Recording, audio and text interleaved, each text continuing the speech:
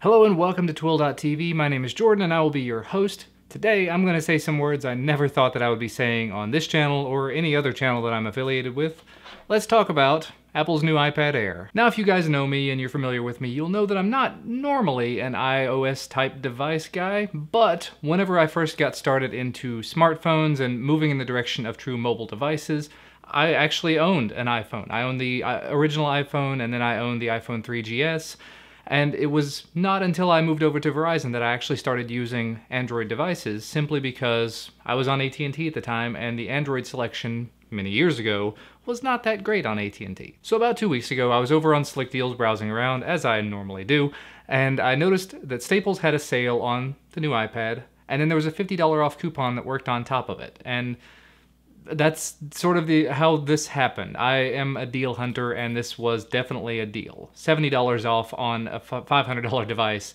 Yeah, that's not a bad price. So I thought I would just talk to you very quickly about my impressions of the device, my sort of review of the device, being an Android user, but having a little bit of experience in the past with iOS. But just to start things off, in case you're not familiar with it, the iPad Air sports a 9.7-inch 2048 by 1536 display. That is 264 pixels per inch, which compared to a lot of the newer Android devices, it's actually kind of low, but it's still higher than your eye can see, so they're able to call it Retina. Now that 9.7-inch display is supposed to have a fingerprint-resistant oleophobic coating on it, but yeah, in my experience, it does not prevent any kind of fingerprinting. It fingerprints really badly, and it's actually kind of difficult to get the fingerprints off of. Moving on though, it has a 64-bit A7 processor, one of the first 64-bit processors in a mobile device, and it also has a M7 motion coprocessor. So it has a separate area sort of devoted to motion, which means accelerometer type stuff should be a little bit more fluid? Don't know. It's supporting 802.11 A, B, G, and N wireless, which means it does not support the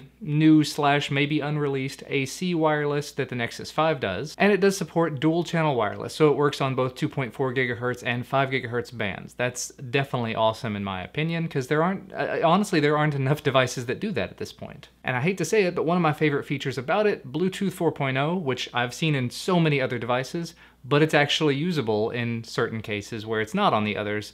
This is not a fault of Apple, this is not a fault of the other devices, this is, in my case, a fault of the Fitbit. Because I use the Fitbit every single day, and most of the mobile devices I've gotten my hands on do not allow it to sync. And that's, like I said, Fitbit not allowing it in the Android app specifically. iOS they're not going to have any problem with. It's going to work with every single iOS device that has Bluetooth 4 in it. And just to wrap up the rest of the specs, it has a 1.2 megapixel front-facing camera which does 720p video and a 5 megapixel rear-facing camera with an f2.4 aperture that's capable of 1080p video. I'm not going to suggest you go out and use the camera on your tablet because that's going to look more than a little awkward, and it's going to be more than a little awkward, although stability would be kind of nice on this, and it's supposed to have image stabilization built into the rear-facing lens, so maybe. And now on to sort of the review of the device. From a hardware point of view, it's extremely powerful. You know, everything just flows. Going between applications, multitasking, not a problem. I've had, 16, 20 different applications running at a time and been able to switch between them with no real issue. Although I believe the way that multitasking works on iOS is that everything kind of gets paused in the background app, nothing continues to run, and when you go back to it, it refreshes itself. So it just kind of keeps it running, but not entirely running. Although I think Android kind of works the same way. Maybe I'm mistaken there. There were occasional hiccups here and there where things would go a little bit slower. I can't honestly think of a time off the top of my head, but I remember maybe browsing the web or going through emails and stuff like that. There were occasional mini little lockups where I would hit a button just right and the app would kind of freeze. But again, that's not exactly the device, it's not exactly the OS, it's the app. And in this case, I think it might have been the Gmail app. So yeah. In terms of the battery life, this thing is ridiculous. It is amazing.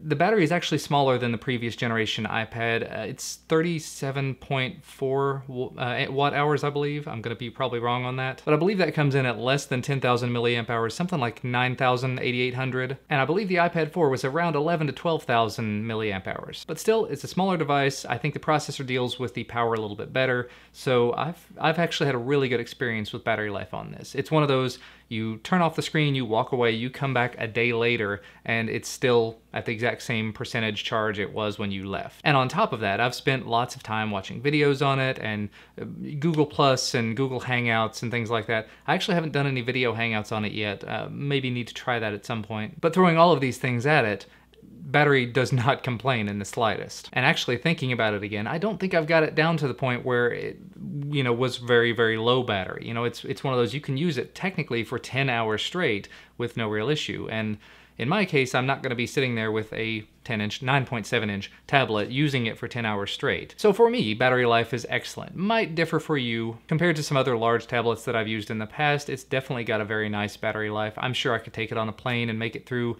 all of the videos that have ever existed.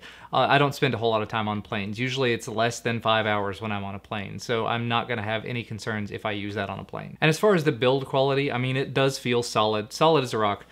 Feels very comfortable in the hand.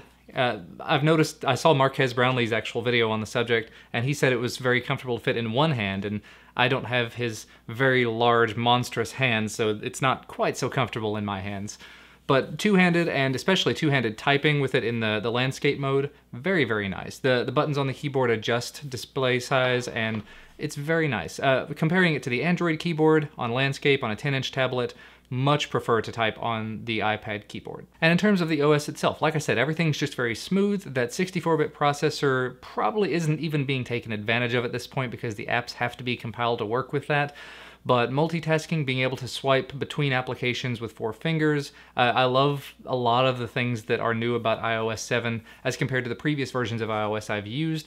I'm still, as an Android user, missing out on things like widgets on the screen, because I absolutely love widgets. Being able to have my calendar displayed on the screen without having to go into an app. I think you can actually pull down your notification bar at the top and see your newest upcoming notifications, like your upcoming calendar events and stuff like that. So that's kind of a good in-between, but it's not entirely, calendar's not the only thing I use on Android, it's just an example. And of course I also miss the app drawer, but that can kind of be worked around with folders if you categorize things appropriately. When I used to use an iPhone, I think I never had any more than about 2 home screens on my iPhone because I would constantly throw things into folder categorized like that. On Android, I don't have to do that because I've got the app drawer, so when I don't want something or I don't want to see something, I can just sort of hide it away there. And I hadn't really intended for this to turn into an Android versus iOS or even an iOS anything. This is about the iPad Air itself. But when you're dealing with the iPad or any iOS device, you end up talking about iOS because it's the only kind of device that can run iOS. And that's where I sort of get into some of the minor problems that I've had out of the iPad in the last week or week and a half that I've been using it. The first one, and this is not an iPad or iOS issue, it's Google. I have all of the apps that I need for Google on here. I have Gmail and Hangouts and Google Plus and Google Earth if I want it, Google Drive, all of the fun stuff like that, and even more. But they don't integrate with each other. So for example, if I go into Gmail, I can put in up to 5 Gmail accounts. Now for most people that's going to be perfectly fine. For me, I've got like 10 Gmail accounts. So that kind of sucks. The bright side there though is one of my Gmail accounts I can put in is my work Gmail address, which I cannot do on Android without giving over full security control of the device. So that's definitely a huge plus for me, which means I can use it at work. That's the other thing. On most Android devices, I'm not able to communicate with the wireless network where I work.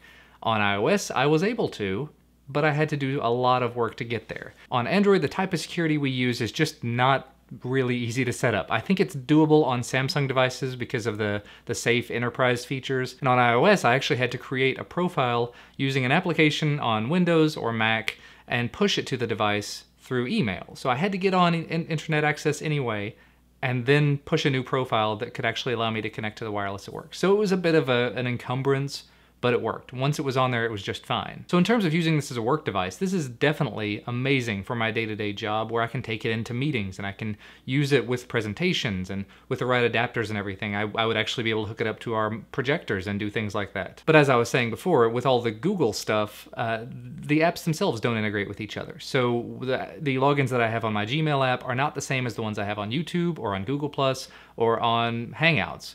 Now, YouTube and Hangouts do integrate with each other, so that makes it even more confusing and complicated. And I think Google Drive ties in as well. So maybe it's just a matter of time before all of the apps tie in together and work well. And honestly, I didn't try doing any more than just a couple of logins on Hangouts and on Drive and a couple of other things. So I'm not sure if that same 5-user limit is an issue there or not. But again, this is an issue with Google and Google services, not an issue with the iPad itself. But since you're running it on top of the iPad, it does become an issue. And that sort of leads me roundabout way to another point that I wanted to discuss, and that's services. I've noticed that it really doesn't matter what OS I'm running, whether I be on Linux or Windows or Mac or Android or iOS or even Windows Phone, the platform becomes useful and usable to me when it has the applications that I need, when it has the access to the services that I need. It doesn't really matter which one that is. Android has, of course, all of the Google integration. Everything ties in very nicely together. iOS doesn't have all that integration yet, but that's Google's issue to take care of. And it might be that Apple is keeping them from having that full tied-in integration, having an OS-wide sign-in. I'm sure Apple wouldn't really want that. But still, it was a bit of a hindrance in using the device simply because switching between profiles was a little more difficult because I had to do it on every single application as opposed to switching in one place and having it everywhere, or instead of having it available everywhere. And as far as the more Apple-specific stuff or apps that are only available on iOS, I haven't even really gotten to that point yet, to be entirely honest. I've used several of the applications on there like GarageBand and Keynote and things like that, and they're great. They're better than they ever were before, and they're free. Gotta love that. And that's the other thing to keep in mind. The grand majority of the applications you're gonna find on Android, you're gonna be able to find on iOS. Most likelihood, you're gonna be able to find even more applications on iOS simply because there are still, unfortunately, a lot of companies that are not willing to develop for Android, but, you know, iOS is this huge platform, we'll go ahead and develop for it. So that's kind of a bummer, but at the same time, yeah, makes it kind of nice to have one of these on hand. And at the same time, with the new iPad mini Retina, it's $399 for the smallest one they've got available. This one was $429 plus tax, so realistically, this was $30 more for me than the iPad mini would have been, and it's much, much bigger, and it's a beautiful display. And while I'm thinking about that, while I just happened to pick it up and notice, the speakers on this device, very nice speakers, they pump out a decent amount of sound, but they pump it out this way, so I'm not a huge fan of that. When I'm sitting here trying to hold the device and watch a movie, I immediately muffle about half the sound by doing that, because I've still got one speaker uncovered, but it's muffling the rest of it. Front-facing speakers are a must. After taking a look at the Nexus 10, yeah, front-facing speakers are good. After owning the HTC One for a little while, front-facing speakers are a must on a device like this, a media consumption device. Why would you ever have the speakers facing out the bottom? And while we're looking at that end of the device, that lightning port, it sucks for people with older iOS devices that have all those 30-pin connectors, but for someone who doesn't have anything Apple-related, that's a teeny tiny multi-directional port. You can use it either way and it works and it's wonderful. Why does micro USB not move in that direction? Why did the people creating the new Android devices not move in the direction of something that will do that as well? I don't know how many times I've picked up a micro USB cable and stuck it in my device and it won't go in because it's the wrong way. And you turn it the other way and it won't go in, and then you end up turning it back and it works the third time. That's just a minor gripe, not about iOS, but about micro USB in particular, and I know more than one of you have experienced this. So having that lightning connector that will do that is very, very nice, although the cables can be kind of expensive. I found a really good deal somewhere online. I think it was $5, $6 for 3 of the little lightning USB cables, and they work just fine. I tested them out, but they're short. They're like a meter long. They're 3 feet long. But if you look around, you're probably going to be able to find some third-party accessories that will work for you just fine. Monoprice.com is your friend. I think I got mine on Meritline, but wherever you happen to look. So overall, just to wrap things up, because I think I've been going on for a really, really long time, this device is extremely well built, very thin, very light, big, bright, beautiful screen, although the form factor is kind of odd for a lot of the media you'll be consuming. You'll end up with black bars on the top and bottom. It has all the apps you're gonna need because, like I said, a lot of people develop for iOS first and then Android later, or not at all. It's extremely powerful, so it's gonna take pretty much anything you throw at it, gaming, everyday work tasks, mail, calendars, web, whatever, and it's gonna just do it. And as far as the camera, like I said, I haven't really used it all that much. It looked like it was pretty decent, but I'm not even gonna go into all that here because it's a tablet, and if you're using it as a primary camera, we ain't gonna be friends. So yeah, if you're interested in the iOS direction, if you're interested in iPads, this is definitely not a bad entry into the space. Battery life is excellent, power is excellent. Not a whole lot more to say about it than that, other than I wish the speakers were not on the bottom because I hate that location. Honestly, because of that, and because of sort of the way the Google services integrate and don't integrate properly on it, I'm kind of halfway tempted to return the device, but then I start thinking about it and it's like, an Android device of similar power and of similar size is probably going to be in the $400 to $500 range anyway. The Nexus 10 is still $400 for the smallest one. So I'm not really paying the Apple tax to own this, and I do still have access to all of the services that I was using before. So I'm going to be contemplating whether or not I actually want to hold on to this. I may make a future post over on Google Plus or Twitter just sort of talking about whether or not I kept it. Maybe let me know down in the comment section below what you would do, if you would keep it or not. I really enjoy using it as a media device, really enjoy the multitasking and just the power the device has. But the Google stuff and the speakers and the official accessories, it's kind of a weird walled garden that Apple has put up that we all know about. So yeah, I'm still kind of up in the air on it. If you're interested in iOS and iDevices, this is definitely a buy. If you are an Android-only person, you probably aren't watching to this point in the video anyway. For me, I'm still entirely up in the air on it. I like the device an awful lot, but it doesn't entirely fit in with the rest of my setup. So yeah, I may or may not own this for much longer. That's gonna be about all for me for today though. Thank you so much for watching, guys, and I will see you again next time.